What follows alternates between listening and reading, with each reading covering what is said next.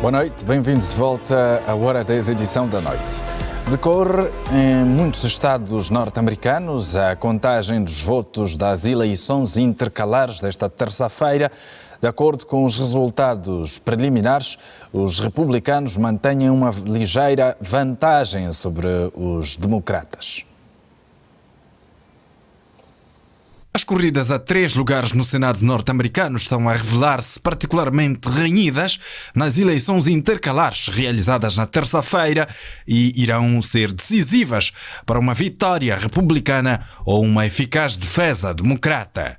Ron Johnson, reeleito para o Senado, é o mais recente sucesso republicano, deixando o partido a 3 lugares de conquistar a maioria na Câmara Alta do Congresso norte-americano, quando estão 4 em disputa e um deles é uma disputa entre 2 republicanos.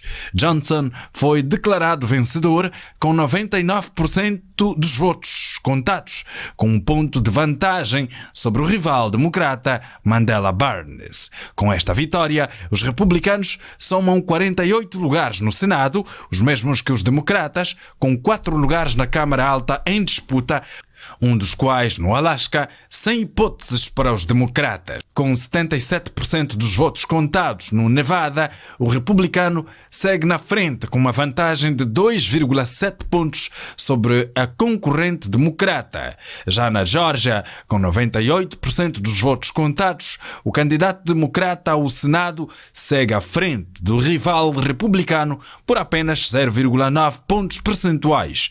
Os democratas seguem na frente também no Arizona. Para manter o controlo do Senado, os democratas terão de ganhar pelo menos 2 destas 3 corridas, fazendo 50 dos 100 lugares, os mesmos que tinham antes destas eleições. Para a Câmara dos Representantes, segundo as projeções de vários média norte-americanos, os republicanos estão neste momento com uma vantagem de 200 lugares contra 174 dos democratas. As eleições intercalares norte-americanas realizadas na terça-feira determinarão qual o partido que controlará o Congresso nos 2 últimos anos do mandato do presidente Joe Biden, estando também em jogo 34 governos estaduais e vários referendos estaduais a medidas sobre questões-chave, incluindo aborto e drogas leves. Uma derrota muito pesada nestas eleições pode complicar ainda mais o cenário de um segundo mandato presidencial para Joe Biden. Este é um assunto que claramente continua a merecer a atenção da TPA e do programa Hora 10, edição da noite. Está connosco em estúdio o Dr. Matias Pires, comentador da TPA. Muito boa noite, doutor, bem-vindo. Boa noite, Afonso. Boa noite, telespectadores da TPA. Olhando para as estatísticas, 3 estados estão ou podem definir os resultados: Arizona, Geórgia e Nevada. A contagem dos votos continua. Que desfecho pode vir a ter este cenário? Afonso, segundo aquilo que a opinião pública americana vai veiculando, é que ao contrário daquilo que se dizia em termos de projeções de que os republicanos teriam uma vitória mais expressiva, até Trump agendou uma declaração para o dia 15 deste mês, hipoteticamente para anunciar a sua candidatura para as futuras eleições. Também do lado republicano projetou-se a possibilidade de um projeto de impeachment contra o presidente Joe Biden, um pouco como revanche daquela tentativa de impeachment que Nancy Pelosi tentou, portanto, para destituir Donald Trump. Mas temos essa indicação e temos que aguardar. Em relação aos estados que se referiu, temos indicações que o da Geórgia, o resultado poderá ser apenas em dezembro. Há casos que podem obrigar a uma segunda volta. Há também votos por correio, portanto, que ainda não foram contabilizados, de modo que são poucos lugares, mas que são importantes. E veja que estas eleições intercalares, um pouco pela forma como foi realizada a última eleição presidencial, acaba por ser, por um lado, a continuação daquela refrega política, se quisermos, e, por outro, também uma espécie de um referendo às políticas que o presidente Joe Biden vem levando a cabo, sobretudo com propostas alternativas em relação à abordagem que os Estados Unidos da América devem fazer em relação ao conflito da Ucrânia. De todo modo, penso que, apesar dessa tendência da Câmara dos Representantes dar para os republicanos, ainda há uma margem para o presidente Joe Biden poder aguentar-se, porque muitas vezes nos ciclos políticos os primeiros anos de mandato são para reformas, eventualmente até com medidas impopulares, e na parte final do mandato é que os programas começam a atingir a sua maturidade e a produzir resultados mais efetivos que eventualmente poderão estimular o voto dos eleitores, embora também o fator idade possa eventualmente ser inibidor da pretensão de Joe Biden poder concorrer. Portanto, este é o quadro que temos, vamos aguardar as próximas horas, mas desde já temos essa indicação de haver maior evidência de vitória para os republicanos em relação à Câmara dos Representantes, que faz eleger os 435 membros, ao contrário do Senado. Tanto para os nossos telespectadores perceberem, o órgão legislativo americano comporta duas câmaras. Tem, tanto, o conjunto chama-se Congresso Americano, que é o equivalente ao nosso parlamento, e este Congresso tem a Câmara dos Representantes com mandatos de 2 anos cada, e o Senado, que comporta 100 senadores, à razão de 2 por cada estado da federação. E os mandatos dos senadores são de 6 anos, mas a forma de eleição é diferente, não são eleitos todos de uma só vez, de modo que temos essa renovação à medida em que se faz as eleições intercalares, que é para renovar também parcialmente o Senado. É isso que está em jogo. Muito bem. Dr. Matias, voltamos já à palavra. Vamos, dentro de instantes, juntar o Wellington, mas vamos ainda procurar aqui compreender, olhando para as estatísticas, os republicanos, a nível de senadores, juntam agora 48, os democratas com 46, mas aqui a informação que temos via online da CNN dá uma vantagem para os republicanos, quer no Arizona, como também na Geórgia. Se assim terminar, há a possibilidade de acontecer uma segunda volta, como fazia referência? Não. Quando eu me referi à segunda volta, não é nesse sentido, porque aqui estamos a olhar para o órgão Senado, mas quando me referi a uma segunda volta, referia-me àquelas eleições uninominais nos respectivos estados. Portanto, não é a este nível que se coloca uma segunda volta. Mas também, mesmo que a maioria, porque se nós temos 46 de um lado e do outro temos 48, significa dizer que para um universo de 100 temos, portanto, 6 lugares a serem disputados. E, nesse sentido, mesmo que o resultado final seja favorável ao Partido Republicano, ainda é possível governar. A diferença não é muito abismal. É evidente que, para fazer passar determinados instrumentos, terá que haver um maior esforço em termos de negociação, na medida em que até agora o Partido Democrata tinha uma relativa maioria no Senado. E este quadro, perdendo as duas câmaras, vai obrigar a maior negociação, a maior concertação política e olhando para o facto de, na sombra, estar o líder da oposição, que é Donald Trump, que é um outsider, não é estadista puro, é homem que vem dos mercados, eventualmente pode haver maior dificuldade em termos da negociação das políticas públicas, das decisões,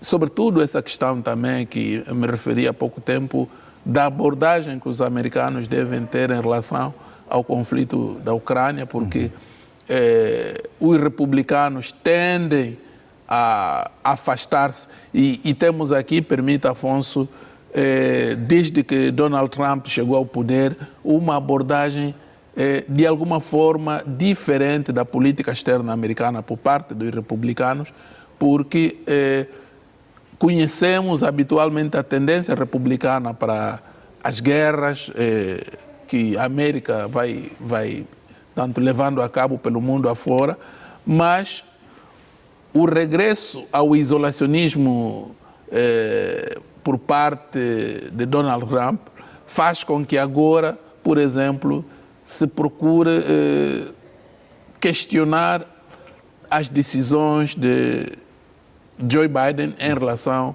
à questão da Ucrânia, mas tudo vai depender também de como isso vai impactar na economia americana, porque, vendo bem, os Estados Unidos terão grandes benefícios nesse conflito, desde logo porque eles estão a forçar a um desgaste maior simultaneamente no espaço da União Europeia e também da Rússia.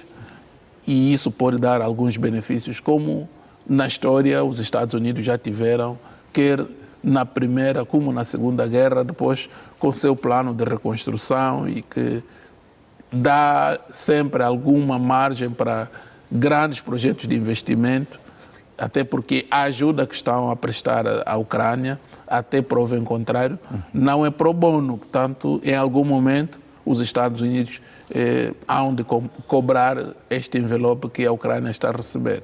Muito bem, Dr. Matias, vamos passar a palavra ao Wellington Callasans, jornalista e analista político, a partir de Estocolmo. Wellington, boa noite. A questão que eu faço de primeira é a seguinte: este resultado que temos agora é a que se previa, e quais virão a ser os grandes desafios de Joe Biden em caso de vantagem dos republicanos? Boa noite, Afonso. Boa noite, professor Matias Pires, e a você assistindo a TPA Notícias. É um prazer estar aqui de volta. Olha, primeira coisa que temos que falar, o Joe Biden fez um discurso hoje, numa conferência de imprensa, que parecia que ele era vencedor, mas ele é um perdedor. Ele perdeu a Câmara e pode perder o Senado. Então, alguém tem que dizer a ele que é melhor escapar fedendo do que morrer cheiroso, porque não há aqui uma vitória dos democratas. Criaram, através dos democratas e da propaganda dos democratas, uma sensação de que teria uma onda vermelha, que seria a onda dos republicanos. Isso foi artificialmente criado.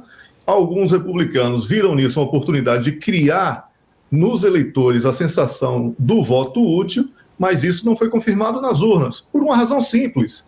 O eleitor dos Estados Unidos da América está dividido desde as eleições presidenciais. E essa disputa continua firme e forte. Vai ser sempre assim, uma margem um pouco maior para um ou para outro, dependendo da posição do vento no dia do voto, porque é basicamente disso que se trata.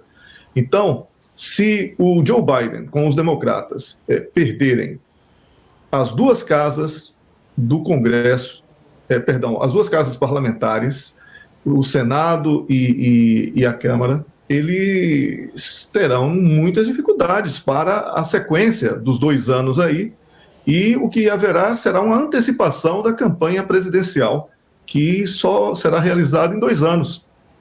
Porque tudo o que for feito do ponto de vista parlamentar será para sabotar um presidente fragilizado. Isso já está acontecendo, por exemplo, na França com Macron. Isso já está acontecendo em outros países. É muito comum que quando um presidente, num sistema presidencial, perde a sustentação parlamentar, ele fica vulnerável. E não vai ser diferente com Joe Biden, caso ele perca as 2 casas. Então não há muita razão para a celebração dos democratas aqui. Os republicanos venceram por uma margem pequena, mas venceram quem está com a máquina do governo na mão, venceram quem está no poder, venceram quem tem uma máquina de propaganda gigantesca, e não só dentro dos Estados Unidos, como também fora dos Estados Unidos, criando uma onda de que o Joe Biden representa a democracia e Trump representa sei lá o quê. Então, por exemplo, o professor Matias falou aí que os republicanos são mais dados à guerra. Isso não, por exemplo, o Barack Obama, ele fez guerra todos os dias durante 8 anos de governo. E ele é dos democratas, ele não é republicano. Biden já fez mais guerra do que Trump. Biden, em 2 anos, fez mais guerra do que Trump em 4. Então, é preciso ter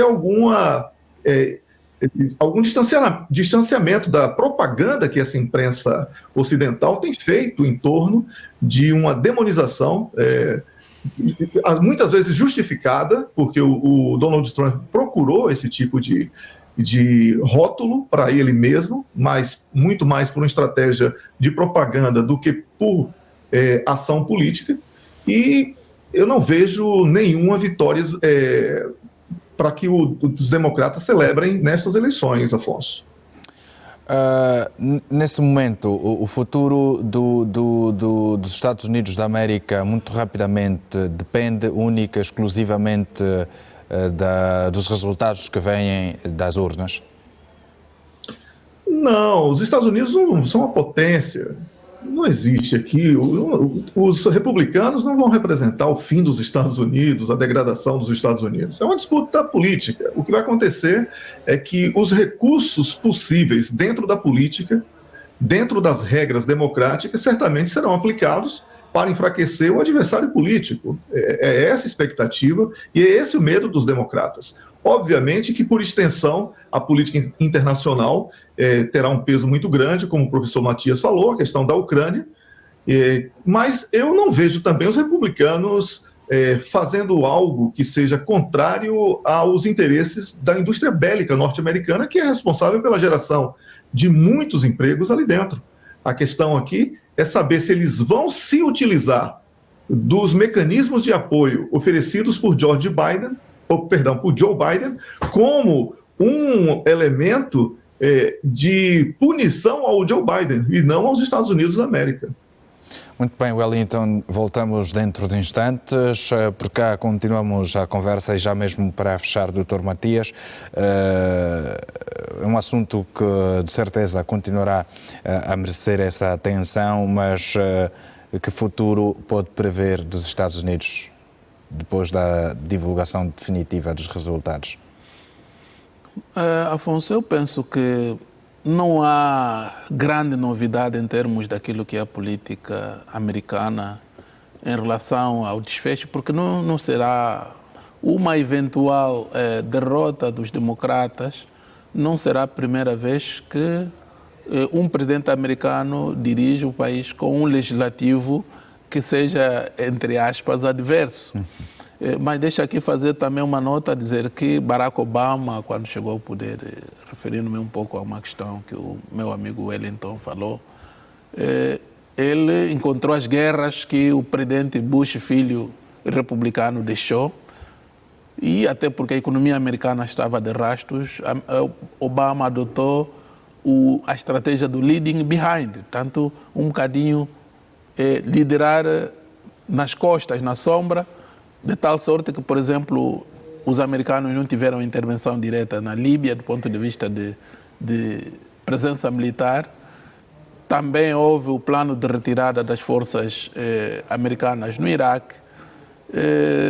Houve a intervenção cirúrgica naquela operação que vitimou Bin Laden, mas do ponto de vista de esforço militar humano não foi uma grande presença, portanto, mas são questões que nós discutimos sempre em termos da análise da política internacional. Agora, deixa-me dizer, há pessoas que dizem que o Congresso não tem influência na política externa. Isso não é totalmente verdade, porque nós vimos quando terminou a Primeira Guerra Mundial, os Estados Unidos não entraram na Liga das Nações, que até foi projeto seu através do presidente Woodrow Wilson, porque nas intercalares o Partido Democrata perdeu maioria e então já não conseguiram a ratificação do tratado que criava a Liga das Nações.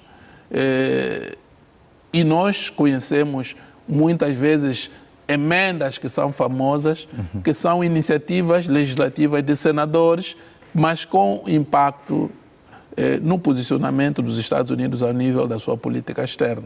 De modo que vamos aguardar e oportunamente estamos aqui para tecer as considerações que o desfecho final tanto vai impor-nos. Muito obrigado, Dr. Matias. Até a próxima ocasião. Boa noite. Ora bem, nós continuamos de olhos na arena internacional. A Rússia ordenou hoje a retirada das suas tropas da cidade ucraniana de Kherson. Segundo a imprensa local, que cita fontes militares, foram dadas ordens para que as tropas se fixem na margem esquerda do rio Dnipro. Da Defesa da Rússia, Sergei Shoigu, ordenou a retirada das tropas russas da cidade ucraniana ocupada de Kherson e orientou que se fixem na margem esquerda do rio Dnipro. A cidade era a única capital regional que as forças russas tinham ocupado desde o início da operação militar russa na Ucrânia, a 24 de fevereiro do corrente ano. Na semana passada, as autoridades pró-russas de Kherson, anexada em setembro por Moscovo, admitiram a possibilidade de uma retirada do exército russo e apelaram para a saída urgente da população civil. No entanto, as autoridades ucranianas advertiram que se poderia tratar de um estratagema para preparar combates de rua. O conflito entre a Ucrânia e a Rússia começou com o objetivo, segundo Vladimir Putin, de desnazificar e desmilitarizar a Ucrânia para a segurança da Rússia. A operação foi condenada pela generalidade da comunidade internacional. A ONU confirmou que cerca de 6.000 civis morreram e quase 10.000 ficaram feridos na guerra, sublinhando que os números reais serão muito superiores e só poderão ser conhecidos quando houver acesso às zonas cercadas ou sob intensos combates. E voltamos ao contacto com Wellington Calasanz, jornalista e analista político. Wellington, olhando aqui para esta situação da Ucrânia e a Rússia, há um recuo das tropas russas no território ucraniano. Trata-se aqui de uma estratégia por parte das forças russas ou mesmo há alguma certa intensidade que obriga a Rússia a recuar no território? É uma estratégia conhecida como Plano Manstein, que foi desenvolvido pelos alemães na Segunda Guerra Mundial, aplicado com sucesso contra a França, e pelo Exército Vermelho contra os alemães também na Segunda Guerra Mundial. Essa estratégia da Rússia, durante todo esse período, desde o dia 24 de fevereiro, avança e depois recua. Quando eles avançam, eles normalmente despovoam as cidades, tiram o máximo possível de civis, cortam todas as infraestruturas e recuam. Quando as tropas ucranianas têm a sensação de avanço, elas encontram uma cidade deserta e não têm condição de nutrir a sua tropa com material bélico e mantimentos de um modo geral, que vão desde alimentos, passando também pelo tratamento dos feridos e dos cuidados médicos necessários numa guerra. Então, essa tem sido a estratégia da Rússia e os próprios ucranianos estão cépticos em relação a esse recuo, porque eles, ao contrário do que diz a imprensa, mais uma vez a imprensa, né, isso é importante destacar, a imprensa tem mentido assim de uma maneira absurda, tem substituído o jornalismo por propaganda, também no caso da Ucrânia, fala que é uma vitória espetacular da Ucrânia, não se trata disso, é uma questão mesmo de uma armadilha que provavelmente, se os ucranianos forem para lá, estarão atolados literalmente, porque naquela região, Afonso, nessa época do ano, no outono, já começa a ter neve e vira uma espécie de lama. E a locomoção é mais difícil, a logística é muito mais complicada e facilita muito os ataques aéreos à distância que estão sendo aplicados com sucesso pelos russos até aqui. Quanto à morte, a título de curiosidade, quanto à morte do membro do governo localmente que morreu recentemente, segundo as informações, por acidente, a Ucrânia deve estar envolvida por se tratar de um cidadão considerado de traidor da nação? É importante destacar aqui que muitas informações que são emitidas nesse momento de guerra ali, elas são acompanhadas de propaganda, não é, Afonso? Então, a primeira versão é oficial, nessa que nós temos que acreditar, tá? Que foi um acidente. Obviamente que o tempo, e somente após uma conclusão, esperamos que seja em breve, mas parece que não será, com acordo de paz entre a Rússia e os ucranianos, nós iremos saber a verdade. Tudo pode ser verdade, tudo pode ser mentira. Lamentavelmente, é isso que eu tenho a dizer sobre esse episódio. O Ministério da Defesa da Rússia, além de ordenar a retirada das tropas, também aconselhou os civis a abandonarem a zona, não tendo imposto uma certa obrigatoriedade. Como eu falei, é uma prática da Rússia. Quando eles dominam determinados territórios, eles dão o direito de escolha. Os ucranianos acusam os russos de terem feito o cordão humanitário de maneira forçada, o que me parece que não é verdade pelas imagens que eu recebi através da imprensa russa, apesar de estar censurada aqui na Suécia, ainda tenho acesso a alguma. E eu observei que existia realmente, voluntariamente, o movimento no sentido de saírem da Ucrânia para irem para a Rússia. Mas, Afonso, aqui também, mais uma vez, e isso é importante destacar para que fique na mente do nosso telespectador, a importância de não acreditar em tudo que lê ou ouve em relação a esse episódio na Ucrânia.